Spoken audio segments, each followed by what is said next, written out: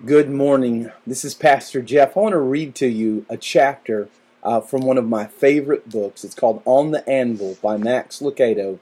And chapter 48 has to be my favorite chapter. I've read this literally hundreds of times, and I've shared it with hundreds of people, and I hope that it's an encouragement to you today. It's called The Makings of a Movement, chapter 48 from Max's book On the Anvil.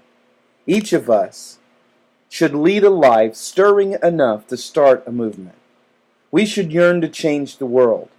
We should love unquenchably, dream unfalteringly, and work unceasingly.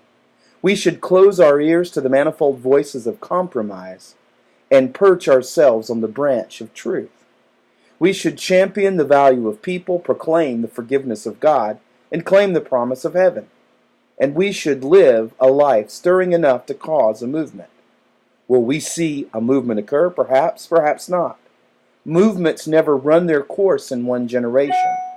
The great revivals and reformations that dot the history of humanity were never the work of just one person. Every movement is the sum of visionaries who have gone before, generations of uncompromised lives and non-negotiated truths, faithful men who have lived forceful lives. Undoubtedly, there have been many with Luther's wisdom or Paul's oratory, of whom we've heard nothing. Maybe an unknown butcher in Greece, a cobbler in France, a mechanic in Idaho, men with godly lives that form a part of the foundation of a movement. A movement comes of age when one life harvests the seeds planted by countless lives in previous generations.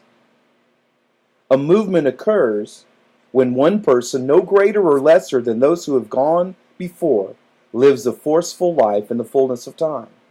Never think that the great movements of Luther, Calvin, or Campbell were entirely of their own doing. They were simply forceful lives placed by God in a receptive crevice of history. Let's live lives stirring and forceful enough to cause a movement.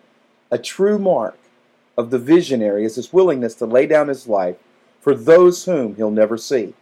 Will that movement come in our generation? I hope so, but even if it doesn't, even if we never see it, it will come, and we will be part of it. Thanks, Max, for that great reminder, and I hope that you enjoyed this today.